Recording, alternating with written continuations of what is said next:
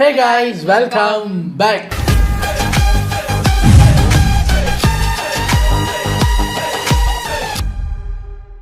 எனக்கு நம்ம எந்த வீடியோக்கு ரியாக்ட் பண்ண போகிறோம் அப்படின்னு பார்த்தீங்கன்னா, ரொம்ப நாளைக்கு அப்புறம் நம்ம A2D சேனல்லேருந்து ஒரு வீடியோ. ஸோ இப்போ இந்த மாதம் முழுக்க நிறையா விதவிதமாக ரகரகமாக முத்தாக பொலிட்டிக்கல் வீடியோஸ் தான் வரும். இன்றைக்கி நம்ம பார்க்க போகிறது, ஆல்ரெடி இதை பற்றி நம்ம ஏதோ ஒரு வீடியோவில் லைட்டாக பேசியிருக்கோம். இவர் என்ன டீட்டெயிலாக ரிப்போர்ட்லாம் தூக்கிட்டு வருவார். அதனால் அது என்ன ஏதுங்கிறத பார்க்கலாம். Net worth of CM candidates, Stalin sir versus Vijay sir, 600 crore versus 6 கோடி அப்படிங்கிற மாதிரி போட்டிருக்காங்க. என்ன ஏது அப்படிங்கிறத பார்க்கலாம்.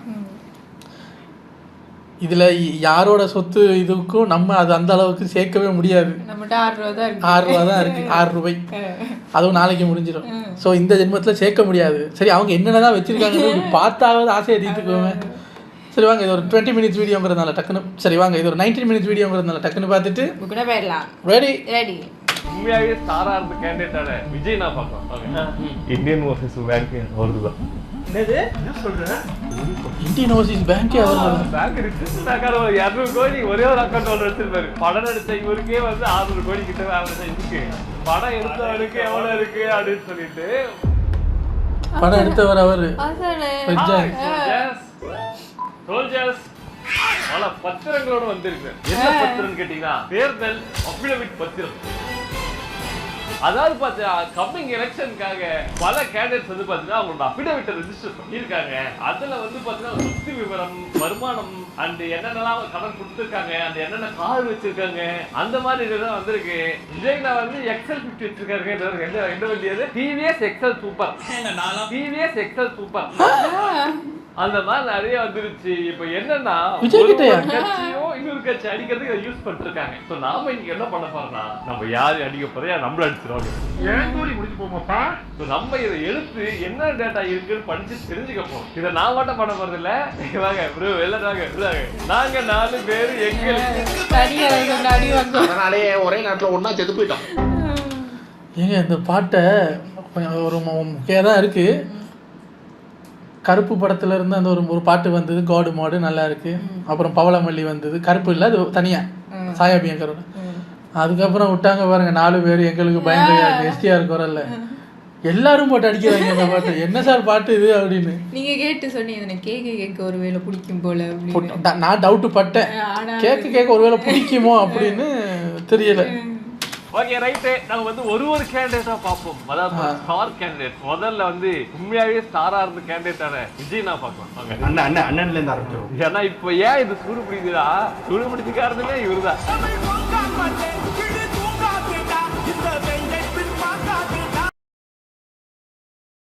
பாட்டு எல்லாருக்கும் முடிச்சு போச்சு. அந்த வண்டி இதெல்லாம் பார்க்கறதுக்கு முன்னாடி பாத்தீங்கன்னா நீங்க எப்படி டவுன்லோட் பண்ணலாம்னு சொல்லிடுறேன். கூகுள்ல போயிட்டு எலெக்ஷன் அஃபிடேவிட் போட்டதே வந்துருது. இதங்க கேண்டிடேட் அஃபிடேவிட் ஈஸியா இருக்கும். அதுதான் பேஜ். இங்க வேற எல்லாரும் இருக்காங்க இருக்கு. இங்க போய் மேல இருந்தா ஃபில்டர் இருக்கும். March May 2026 assembly election. Okay, general, state, Tamil Nadu phase ஒண்ணுதான். கான்ஸ்டிட்யூன்சி நீங்க எதை செலக்ட் பண்றோம், அந்த கான்ஸ்டிட்யூன்சி ஃபுல் டீடைல்ஸ் வரும். நம்ம கான்ஸ்டிட்யூன்சி செலக்ட் பண்ண முதல்ல நம்ம ஆளை செலக்ட் பண்ண போறோம். இப்போ சர்ச்ல லீகல் நம்பர் தான் வரும்.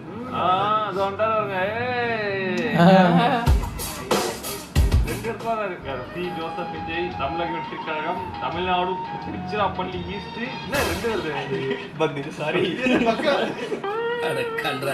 உள்ள போட வேண்டாம். இதான் டீடைல்ஸ் சும்மா நார்மலா இருக்கும். ஆனா இது மேட்டர் லிங்க் டவுன்லோட் பண்றோம். டவுன்லோட் லிங்க் பண்ணீங்கன்னா PDF ஃபைல் ஓபன் ஆகும். அவ்வளவு வந்துச்சுவாங்க. 100 ரூபாய் பத்திரம். சோ இதுல வந்தீர்கள் என்றால் திரு SA சந்திரசேகர் என்பவரின் மகனும் 51 வயதுடைய காயன் 36. இதுல அவர் பர்சனல் சொல்லணும். பட்டான பப்ளிக் ஆக்சி போய் இனிய பப்ளிக் இங்க ஜோசப் விஜய் என்கிற நான் தமிழக வெற்றி கழகம் என்னும் பெருமை பெயருடைய சாரி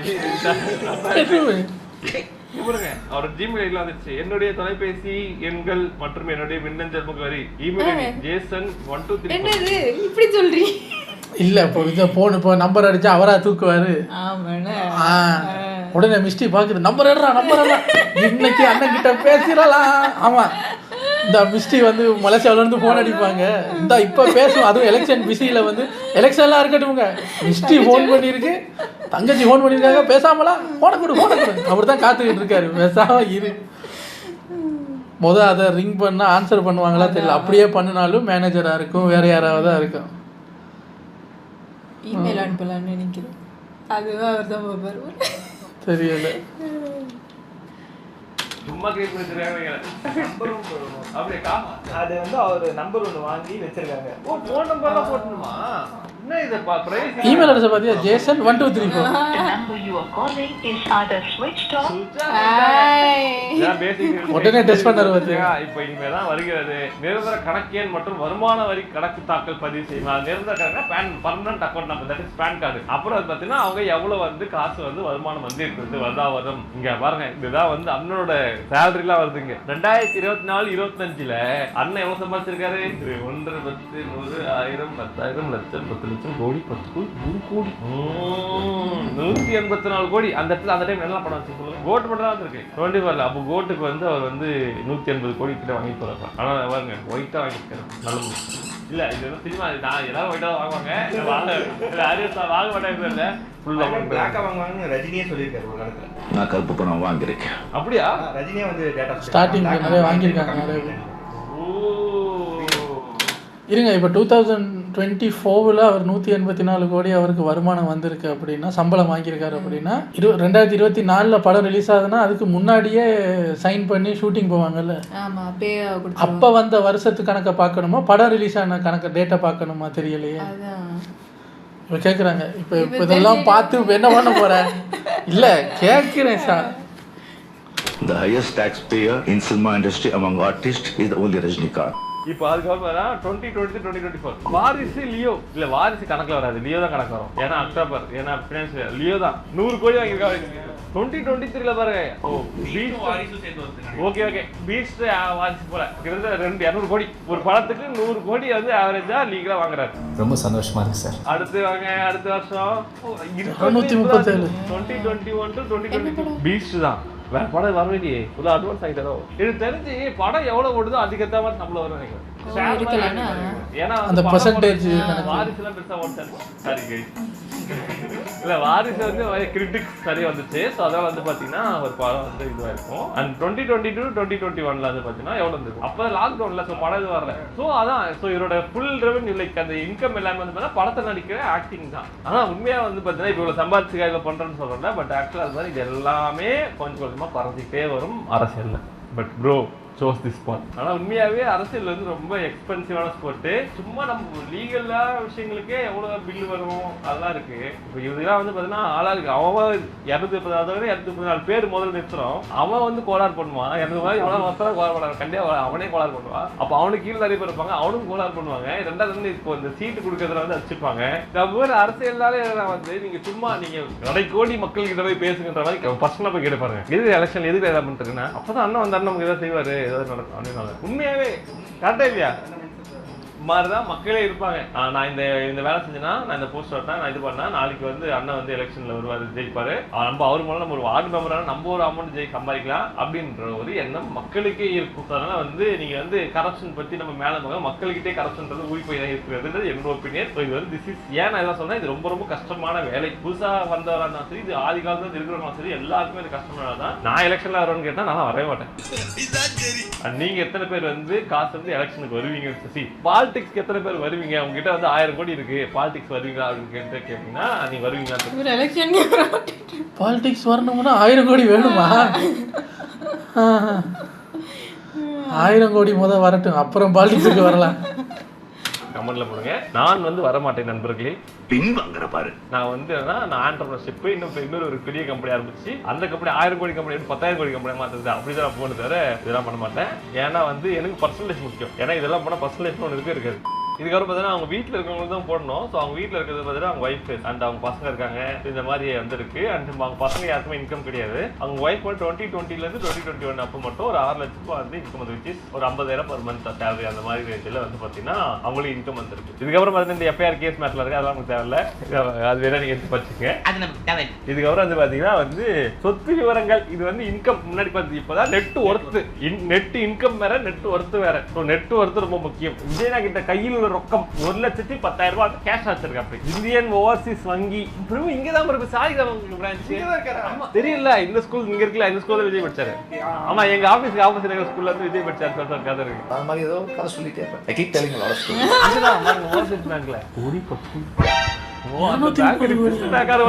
கோடி ஒரே ஒரு அக்கௌண்ட் ஹோல்டர் வச்சிருப்பாரு. ஆனா ஏன் வந்து சேவிங்ஸ் அக்கௌண்ட்ல அவ்வளவு அமௌண்ட் வச்சிருக்கேன், இன்வெஸ்ட் பண்ணி வச்சிருக்கலாம். அதாவது எங்க நான் அப்போ சும்மா இருந்துட்டு சும்மா கணக்கு போட்டு பார்ப்பேன், அந்த ஃபிக்ஸ்ட் டிபாசிட் அதுல எல்லாம் போட்டால் வட்டி எவ்வளோ வரும்னு. எங்கள் ஊர் கணக்குப்படி பார்த்தீங்கன்னா எங்கள் ஊரில் 10 கோடி ரூபா நீங்கள் ஃபிக்ஸ்ட் டிபாசிட்டில் 3 வருஷத்துக்கு போட்டிங்கன்னா ஒரு மாதத்துக்கு 7.5 லட்சம் ரூபா வட்டி வருது. நீங்கள் மாதம் மெச்சூரிட்டியில் இல்லாமல் மாதம் எடுக்கிறதாக இருந்தால் 8% per annum.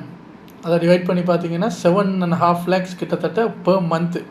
10 கோடிக்கே 7.5 லட்சம்னா 213 கோடினா வட்டியை மட்டும் வச்சுக்கிட்டே வரலாம் போல இருக்கு ஐயா. இது வந்து ஆக்சிஸ் பேங்க்ல ஒரு அமௌண்ட் வச்சிருக்காரு, அது ஒரு 57 கோடி. அப்புறம் வந்து 280 கோடி கிட்ட வந்துருச்சு. கண்ணு இல்லாத கவோரி பயல 57 கோடியா? HDFC பேங்க்ல இங்க வந்து 7 லட்சம் தான் இருக்கு, சும்மா கம்மி. ஏதோ சேர்த்துக்கிட்டு வச்சுக்கிட்டு இருக்கேன். ஒரு ஃபிக்ஸ்ட் டெபாசிட் சும்மா அதான் 77 லட்சம் சும்மா வச்சிருக்கேன் நான். அவ்வளோ பேங்க்லயும் வச்சிருக்காரு. இவ்வளவு நீங்க சொல்றது இந்தியன் ருபீஸ். 77 லட்சத்தை இப்போ ஸ்ரீலங்கன் ருபீஸுக்கு மாத்தினா அது ஒரு 1.5 கோடி அப்படி கிட்டத்தட்ட போகும். மேபி அந்த பேங்க்ல இருந்து வர்ற வட்டி பணத்தை எடுத்து இந்த அக்கௌண்ட்ல போட்டு அப்படி வட்டி குட்டிங்கிற மாதிரி ஒவ்வொரு போல இருக்கு. எனக்கு இப்படிலாம் பண்ணணும்னு ஆசைங்க. அந்த வட்டி குட்டி போட்டு அதை வட்டிக்கு விட்டு இல்லை, நமக்கு அந்த பேங்க் வட்டியே போதும். அது அப்படியே அந்த இன்கம் பெருக்கிறதுல வந்து ஒரு ஆசை. ஆனால் என்ன பண்ணுறது, அந்த இன்கமுக்கு ஆசை இல்லையே நம்ம மேலே வரமாட்டேங்குது. ஓகே, மேலதான் சேமிப்பு கணக்கு ஓகேங்களா. இந்திரா நகர் ஓவர்சீஸ் பேங்க் வந்து 25 கோடி ஃபிக்ஸ்ட் எஃப்டி, ஆக்சிஸ் பேங்க்ல ஒரு 40 கோடி எஃப்டி, HDFCல அங்க ஒரு 20 கோடி எஃப்டி, ஸ்டேட் பேங்க் வந்துட்டார் பாருங்க, ஸ்டேட் பேங்க்கு SBIக்கு ஒரு 15 கோடி ஒரு எஃப்டி. தேர்தல் செலவு தொடங்கப்பட்ட வங்கி கணக்கு இந்தியன் ஓவர்சீஸ் வங்கி சாலிகிராம், இதுல 1 லட்சம் தான் இருக்கு. தேர்தலுக்காக உருவாக்கப்பட்ட ஒரு வங்கி கணக்கு திருச்சிராப்பள்ளி, அங்க இந்தியன் ஓவர்சீஸ் தான் போல. ஸோ இந்தியன் ஓவர்சீஸ் வந்து ஃப்ரெண்ட்லி நெய்பர்ஹுட் பேங்க். ஸோ டோட்டலா சம் எவ்வளோ? 300-200 கோடி. 300-200 கோடியா? இது சரியான அந்த காசு அமௌண்ட் எல்லாம் பார்த்தோன்னே எல்லாருக்கும் மண்டை குழம்பிருச்சு. 300-200 கோடியா? ஆஹா, அப்படி ஒரு அமௌண்ட்டை நான் கேள்விப்பட்டதே இல்லை. ஒரு அசிங்கமாய் போச்சு குமார். 119 கோடி. ஆட பிக்காலி பழ. இதுக்கு அவரை பார்த்து சிரிச்சிங்க இல்லை? 119 கோடி. சரி சார். 320 கோடி கிட்ட வந்து கேஷா வச்சிருக்காரு. அடுத்த நிறுவனங்கள் ஜெயா நகர் ப்ராப்பர்ட்டி. நீங்க உள்ளாரம் ஏன் இந்தியன் ஓவர்சீஸ்ல அவ்வளவு இருக்கு நீங்க இந்தியன் ஓவர்சீஸ் பேங்க் அவருதான் கொடுக்கவே. என்ன சொல்ற? இந்த பேங்கே அவரோட கதையை கட்டிருந்தாரு. டெக்னிக்கலி ஐ அம் ரைட். இந்தியன் ஓவர்சீஸ் வங்கி இல்ல, இந்தியன் பேங்க்ல ஷேர் வச்சிருக்காரு. பேங்க் அக்கவுண்ட் இல்ல, பேங்க்லயே ஒரு ஷேர். ஓ, பேங்கோட ஷேர்ஸ் வாங்கி வச்சிருக்காரு. என்ன காரணம் தெரியல, பட் ஸ்டாக் மார்க்கெட்ல போய் வாங்கிட்டதா தெரியல. But is also owner of Sun paper mill limited அப்படின்னு சொல்லிட்டு அதுல வந்து 25,000 வந்து மதிப்பு. அதுல ஒரு ஷேர் சன் பேப்பர். அடுத்து பார்த்தா கடன். சுனில் ராஜ்னு ஒருத்தருக்கு வந்து 1.5 crores கொடுத்திருக்காரு. என் ஆனந்த் 3 கோடி கொடுத்திருக்காரு. வி ரவிச்சந்திரன் 5 கோடி கொடுத்திருக்காரு. ALB இல்ல ஆண்டானியஸ் பிரிட்டோ 20 கோடி கொடுத்திருக்காரு பிரிட்டோக்கு. கோகிலம்பால் கல்வி அறக்கட்டளை, சோ ஸ்கூலுக்கு வந்து பாத்தீங்கன்னா 20 கோடி லோனா கொடுத்திருக்காரு. கிரீன் லீப் இன்போடெக் 2.3 கோடி கொடுத்திருக்காரு. And Jaya Nagar property private limited அதுல ஷேர் வச்சிருக்காரு. அந்த கம்பெனிக்கு இவரே வந்து 94 லட்சம் கொடுத்திருக்காரு. சந்திரசேகர் அவங்க அப்பா 3 கோடி கொடுத்திருக்காப்படி. சோபா சேகர் 87 லட்சம் ரூபாய் வந்து கடன் கொடுத்திருக்காப்படி. அந்த அவங்க ஒய்ஃப்க்கு வந்து பாத்தீங்கன்னா 12 கோடி 60 லட்சம் கொடுத்திருக்காரு. பையனுக்கு வந்து ஜோசப் சஞ்சய்க்கு வந்து 8 லட்சம் கடன் கொடுக்குறாரு. அந்த திவ்யா சாஷா அவங்க பொண்ணுக்கு வந்து பாத்தீங்கன்னா 4,60,000 கொடுத்திருக்காரு. அண்ட் வித்யா சார்பிள் ட்ரஸ்ட்டுக்கு ஒரு அமௌண்ட் கொடுத்திருக்காரு. 5 கோடி 84 லட்சம். விஜய் வித்யாஸ்ராம் இது வச்சிருக்காரு, ஸ்கூல் வச்சிருக்காரு. அவர் ஸ்கூல் ஆனா அவர் பேர்ல இல்ல. 24,96,000 லீகா கடன் கொடுத்திருக்காரு. ஐ மீன் கணக்கு இல்ல. பாருங்க, நம்ம என்ன நினைக்கிறோம், படம் நடிக்கிறாரு, சம்பளம் வாங்குறாரு, அதனால தான் பணக்காரராக இருக்காருன்னு. இல்லை, அதை வாங்கி அதை எங்கெங்கே போட்டு எப்படி அதை மல்டிப்ளை பண்ணியிருக்காருன்னு பாருங்களேன். சிஎம் கேண்டிடேட் அவங்களோட சொத்து விவரத்தை பார்க்க வந்து நமக்கு இதெல்லாம் ஒரு மோட்டிவேஷன் ஆகுது. இதை எப்படி நம்ம நமக்கு வரணும், அதுக்கப்புறம் அதை எப்படி நம்ம பாதுகாக்கிறது, அதை எப்படி நம்ம ரெட்டி பார்க்குறது. அங்கே பாருங்கள், எங்கெங்கெல்லாம் இன்வெஸ்ட் பண்ணியிருக்காரு, ஷேர்ஸ் வாங்கியிருக்காரு, ஒரு 5-6 ஃபிக்ஸ்ட் டிபாசிட் இருக்குது, வட்டி வரும், கடன் கொடுத்துருக்காரு. இல்ல ஸ்கூல் இருக்குது உண்மையா? ஏன்னா இப்போ தான் நானே அவர் கல்யாண மண்டபம் இருக்குன்னு தெரியும். ஸ்கூலு இப்போ தெரியும், புதுசாக இருக்குங்க எல்லாமே. ரொம்ப கணக்கு கொடுத்துருக்காரு.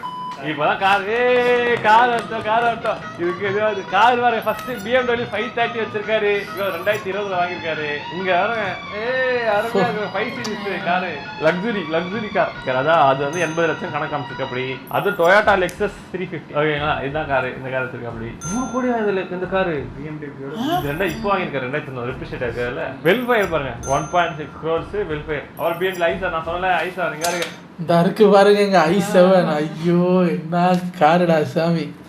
இப்போ எவ்வளோ அது இந்தியாவில் எவ்வளோ போட்டிருக்கு? 2,64,00,000 ரூபா போட்டிருக்கா. 2 கோடி.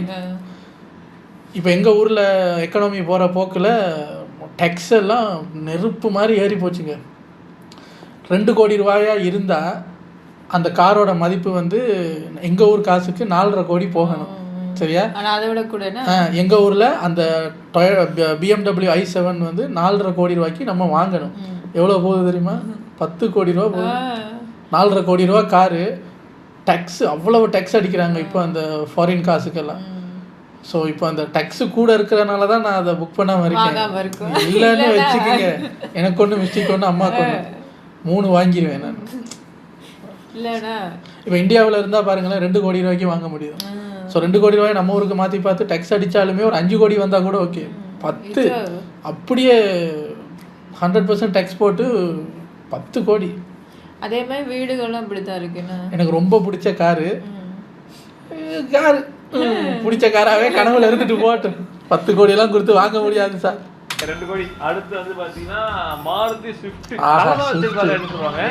ஏகேடு இருக்கா? அவரோட கார் வாங்கிட்டாரே. ஓ மை காட், இருக்கு அஜித் பாருங்க.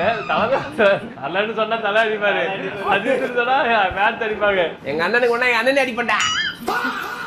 ஸ்விஃப்ட் ஒயிட் ஸ்விஃப்ட் ஒன்று வச்சிருக்காரு சொல்லுவாங்க. 5,35,000 ஒரு வண்டி வச்சிருக்காரு. ஆனா அது கூட பாருங்க, அடுத்து பாருங்க இருசக்கர வாகனம் TVS எக்ஸல் சூப்பர் 2025 போன வருஷம் வாங்கியிருக்காரு 67,400 ரூபாய். எங்க நான்லாம் TVS எக்ஸல் வாங்க கூடாதா? தெரிஞ்சு அவங்க வீட்டுல வேலை செய்யறதுக்காக வாங்கி வச்சிருக்காரு. அப்படின்னுங்க அவங்க எடுத்து ஓட்டுவாங்க. அவரோட கணக்குக்கு 67,000 ஒரு வண்டி அதில் குறையுது. இந்த ஓட்டு போகிறதுக்கு ஒரு சைக்கிளில் வந்தார்ல, அது கணக்கில் வரவே இல்லையே. ரோல்ஸ் ராய்ஸை வித்துட்டாரு, இல்லைன்னா அதுவும் வந்திருக்கும். அப்படி இல்லைன்னா இன்னொன்று மினி கூப்பர் ஒன்று வச்சிருந்தாருன்னு சொல்லுவாங்க. இப்போ அது லிஸ்ட் இல்லை, அதையும் வித்துட்டாரு போல இருக்கு. டெலிவரி சார்ஜ்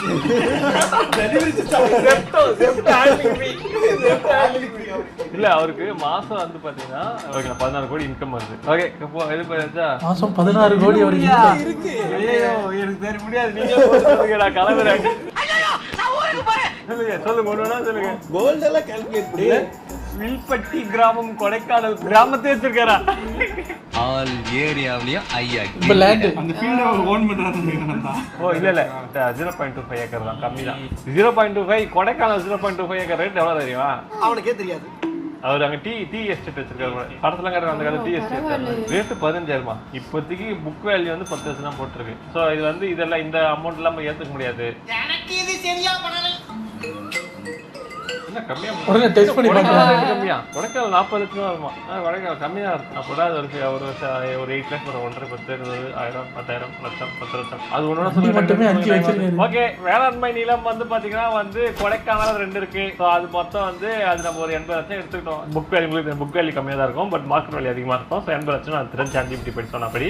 அடுத்தது வந்து வேளாண்மை அல்லாத நிலங்கள் ஒரு 33,000 ஸ்கொயர் ஃபீட் வச்சிருக்காரா? ஆமா, பெருசு தானே 33,000 ஸ்கொயர் ஃபீட். அப்புறம் இங்க வந்து பாத்தீங்கன்னா சாலிகிராம் வந்து 2,400 ஸ்கொயர் ஃபீட். நீலாங்கரை பாருங்க, அப்ப கிட்டத்தட்ட 10,000 ஸ்கொயர் ஃபீட் வச்சிருக்கு. வாங்கும் போது போரூர் ரேட்டு 9 கோடி தான் அப்படி காமிக்க. ஆனா அதிகமா இருந்திருக்கும் market value. So real estate is different. உங்களுக்கு தெரியும், ரியல் எஸ்டேட் அதிகமா தான் இருக்கும். போரூர் ரேட்டுக்கு அப்புறமா ஃபர்ஸ்ட் போரூர் போகும் பாருங்க. ஜென்ரலி போரூர் மெயின் ரோடு 10,200 ரூபா வரைக்கும் போமா. நம்ம வந்து 10,000 ரூபா வச்சு வரோம்டா. 33,000னா 33 கோடி. நான் வந்து அப்படியே குத்துதா போறேன், இதான் கிடையாது. வந்து இல்ல கணக்காக போறேங்க. ஓகேங்களா? போரூர் வந்து ஸ்கொயர் ஃபீட் 33,955. அந்த மெயின் ரோட ரேட் அதிகமாக தான் இருக்கும். நம்ம 10,000 கூட வேணாம், நம்ம 8,000 கூட 27 கோடி வருது. அடுத்து 400 ஸ்கொயர் ஃபீட் சாலிகிராம். இது ஸ்டார்டிங் 9,000 போட்டுருக்காங்க, கண்டிப்பா 10,000 இருக்கும். 2,400 into 10,000 போட்டுருக்கோம். நீலாங்கரை 9600. அதெல்லாம் ரிச்சான ஏரியா, பாஷன் ஏரியா. இங்கேயும் தான் 10,000. இங்கேயே 10,000, கண்டிப்பா 10,000 இருக்கும். இதே நம்ம கம்மியாக தான் போகிறோம். ஏன்னா அவரோட இடம்னு சொன்னா இன்னும் அதிகமாக ரேட் வாங்குவாங்க. 46 கோடி. அடுத்து வாங்க, லிஸ்ட் போயிட்டு இருக்கீங்களா? கணக்கே போட முடியாது, போயிட்டு இருக்கீங்க. நான் சும்மா யோசிச்சு பார்க்குறேன். இப்போ நாங்கள் இருக்கிற வீடே எங்களுக்கு அது பெரிய வீடு ஒரு ஃபீல் கொடுக்குது. 1000 ஸ்கொயர் ஃபீட் தான். அங்கே என்னடானா 9,000 square feet, 10,000 square feet, 33,000 square feet. இருக்கு. பணக்காரங்க வாழ்க்கைன்னா அப்படிதான் இருக்கும் போல இருக்கு. ஆளாளு ஒரு மூலையில இருப்பாங்களா இருக்கு. என்னவோ அங்க இருந்து கத்தணும் போல, ஒரு டீ ஒன்று போட்டு கொடுங்க அப்படின்னு. சரி எங்க அந்த சொல்லுவாங்கல்ல, என்னங்க எனக்கு கிர்ன்னு வருதுன்னு, சத்தியமா எனக்கு தலை சுத்துது. ஐயோ இல்ல, ஐயோ அடுத்து வணிகர்கள் இருக்கு, சொல்ல முடியல. 1 2 3 இங்க இருக்கு. பாடியில ஒண்ணு வச்சிருக்காரு, டி நகர்ல ஒண்ணு வச்சிருக்காரு, சோழிங்கல்ல ஒண்ணு வச்சிருக்காரு, கொப்பூர்ல ஒண்ணு வச்சிருக்காரு. இது வந்து ஓவரால் சம்மரைஸ் பண்ணுங்க. இது ஓவரால் சம்மரைஸ் ப்ராப்பர்ட்டி எத்தனை நேரங்கள் கழித்து. இப்போ ஓகே ரைட்டு. இப்போ வந்து முதல்ல என்ன இதுல பார்த்துட்டு வந்து ஒரு 11,852 ஃபீட். அப்புறம் டி நகர்ல 7,360 ஸ்கொயர் ஃபீட், சோழிங்கநல்லூர்ல 7,200 ஸ்கொயர் ஃபீட், கொப்பூர் கிராமம் அது மட்டும் 1,00,000 ஸ்கொயர் ஃபீட், 2.3 ஏக்கர் இருக்கும். இதோட வேல்யூலாம் வந்து இந்த போட்ட வேல்யூலாம் எடுக்காமல் ஆக்சுவலா வந்து எவ்வளோ இதுல வரும் அப்படின்னு சொல்லிட்டு பார்த்தோம் அப்படின்னா, பாடி வந்து ஒரு சைட் எவ்வளவு இருக்கு? 10,000 அதிகமா இருக்கு. ஆவரேஜ் வச்சுங்களா? ஓகே 10,000 போட்டா அப்படின்னா 11 கோடி. ஆனா கண்டிப்பா இது ரொம்ப அதிகமா தான் இருக்கும் இதோட. நீங்க பாருங்க, டி நகருக்கு நான் எவ்வளவு கம்மியா பண்ணுங்க, 30K தான் வச்சிருக்கேன். 7,000 ஸ்கொயர் ஃபீட்ல எவ்வளவு வருது? 30,000 போட்டா 22 கோடி. சோழிங்கநல்லூர் 7 கோடி. இந்தியன் ரூபீஸ் 6 கோடி மேல வருது. இதான் நம்பரா மாதிரி இருக்கு. ஆஸ் பர் மார்க்கெட் வேல்யூ நமக்கு ஜெமினியை நம்புங்க, கண்டிப்பா அதிகமா தான் இருக்கும். கொப்பூர் கிராமம் 40 கோடியா? 40 கோடியா? ஆமா ஏக்கர், 1,00,000 ஏக்கர் இருக்கு. ஸோ கமர்ஷியல் லேண்ட் மட்டும் எவ்வளவு வருது? 80 கோடி. 81 கோடி வருது கமர்ஷியல் லேண்ட். ஸோ லேண்ட் மட்டும் பார்த்தோம் அப்படின்னா 127 கோடி வருதா? லேண்ட் மட்டும் 127 கோடி வச்சிருக்காரு. லேண்ட் மட்டும் 127 கோடி. கோல்டு எவ்வளவு வச்சிருக்காரு? அவர்கிட்ட ஒரு 800. சார் கண்ணு வைக்காதீங்க சார், ஏன் கண்ணே மட்டும் 4 கிலோ. அது ஒரு 6 கோடி. இது வந்து கோல்டு மட்டும் வந்து பாத்தீங்கன்னா ஒரு 4 கிலோ வச்சிருக்கா பண்ணி. ஸோ அது ஒரு 6 கோடி வருது. 4 கிலோவா? டைமண்ட் நாங்கள் ஆவரேஜா ஒரு அமௌண்ட் எவ்வளவு போட்டிருக்கீங்க? 1 லட்சம் தானா? சரி சொல்லுங்க. எதுவுமே லட்சத்துல இல்ல போல, எல்லாம் கோயில தான் இருக்கு. 25% நிக்கல் இல்லனா பிளாட்டினம். இப்போ நம்ம எப்படி 18 கேரட் 22 கேரட் பண்றோம், அதே மாதிரி தான் கோல்டு போக மீதி சேர்க்கறதெல்லாம் வந்து இந்த பொருள். இது ஒரு 2.8 crores. மினரல்ஸ் மட்டும் ஒரு எவ்வளவு வச்சிருக்காருன்னா எவ்வளவு? 9.7 crores. ஓகே நண்பர்களே, அண்ணனோட மொத்த சொத்து மதிப்பு வந்து பாத்தீங்கன்னா கிட்ட 500 எத்தனை கோடி? 528 கோடி. இது நான் கம்பெனி ஈக்விட்டி வந்து சேர்க்கல. ஏன்னா கம்பெனி ஈக்விட்டி அது எப்படி கணக்கு போறது நமக்கு தெரியாது. அவங்களுக்கு மட்டும் ஏன்னா பிரைவேட் லிமிடெட் கம்பெனி வந்து we don't know what is happening, what is the value அந்த கம்பெனி அதெல்லாம் தெரியாது. அப்படின்னும் போது நாங்கள் அதை எடுத்துக்கவில்லை. அது இல்லாமல் பார்த்தால் இதுதான். ஆனா பிரச்சனை இல்லை. இந்த ஓல்டு இதுல பினான்ஸ் கையா வந்து பார்த்தீங்கன்னா என்ன சொல்றேன் அப்படின்னா வந்து அண்ணா வந்து நிறைய வந்து ஒரு நல்ல ஒரு பினான்சியல் அட்வைசர் வேணும்னு எனக்கு தோணுது. நான் இல்லைங்க, எஃப்டில மட்டும் 100 கோடி போட்டு வச்சிருக்காரு. Which is very bad. எனக்கு தெரிஞ்ச இது வந்து நீங்க எப்படி உங்களுக்கு சேஃப்டி முக்கியம் அப்படின்னா பெட்டர் அவர் வந்து பாண்ட்ஸ்ல, கவர்மெண்ட் பாண்ட்ஸ்ல இன்வெஸ்ட் பண்ணிருக்கலாம். கவர்மெண்ட் பாண்ட்ஸ் கவர்மெண்ட் கடன் கொடுக்குறது. இந்த 100 கோடி கவர்மெண்ட் கடன் கொடுத்துருந்தாருன்னா வந்து பாத்தீங்கன்னா வந்து 9 to 12% வரும். Depends upon the bond. So எப்படியோட ஆப்வியஸ்லி பெட்டர். ஸோ அதெல்லாம் வந்து பாத்தீங்கன்னா அதெல்லாம் எவ்வளவு அமௌண்ட் சேவிங்ஸ்ல வைக்கிறது, எதுக்கு அவ்வளவு வச்சிருக்காருன்னு தெரியல. மேபி கடன் சாரி கட்சி ஆரம்பிச்சிட்டாருல, எல்லாம் செலவாக தெரிஞ்சு போச்சு. 200 கோடி வச்சிருக்காரு. எப்ப லிக்விடா எதுக்கு வச்சிருப்பாங்கன்னா டக்குனு செலவாகிறதா இருக்கு வச்சிருவாங்க. எதுக்கு இப்போ சேவிங்ஸ் வச்சிருக்காரு? இப்போ கட்சி ஆரம்பிச்சிட்டாருல. சேவிங்ஸ் அக்கௌண்ட் மட்டும் பாருங்களேன், 220 கோடி வந்து சேவிங்ஸ் அக்கௌண்ட் மட்டும் வச்சிருக்காரு. எப்படியில் 100 கோடி 300 கோடி இப்படி லிக்விடா வச்சிருக்காரு. இப்போ ஸ்டாக் மார்க்கெட்ல இறங்கினா இப்போ ஜனநாயகன் படத்துக்கு அது ஒரு நியூஸ் வந்தது. அது ஜனநாயகன் படத்துக்கு மட்டும் ஹையஸ்ட் சேலரி வாங்கியிருக்காரு. அந்த ஒரு படத்துக்கு 250 கோடி வாங்கியிருக்காருன்னு சொன்னாங்க. படம் ஒன்று ரிலீஸ் ஆகல, அப்போ அது கணக்கில் வர காட்ட தேவையில்லை. 300 கோடி வச்சுட்டு ஒரு மீம் இருக்கு, Warren Buffett with this much of money in this hand. Okay right. So அடுத்த கேண்டிடேட்டுக்கு போங்க. 528 கோடி 50% வந்து லிக்விடா வச்சிருக்காரு. நான் அரசியல் வரதுனால எடுத்துட்டாங்க. மியூச்சுவல் ஃபண்ட் சப்போர்ட் தான் எனக்கு தெரிஞ்சு போட்டு எல்லாத்தையும் எடுத்து வெளியே எடுத்துட்டு இப்போ அரசியல் குச்சிலன்னு குச்சிட்டு இதெல்லாம் தான் வந்து அண்ணன் போட்ட கணக்கு. இதுல இப்ப என்ன மேட்டர்னா, படம் நடிச்ச இவருக்கே வந்து 600 கோடி கிட்ட ஆவரேஜா இருக்கு. படம் எடுத்தவருக்கு எவ்வளவு இருக்கு அப்படின்னு சொல்லிட்டு மீம் போடுறாங்க. இருக்கு.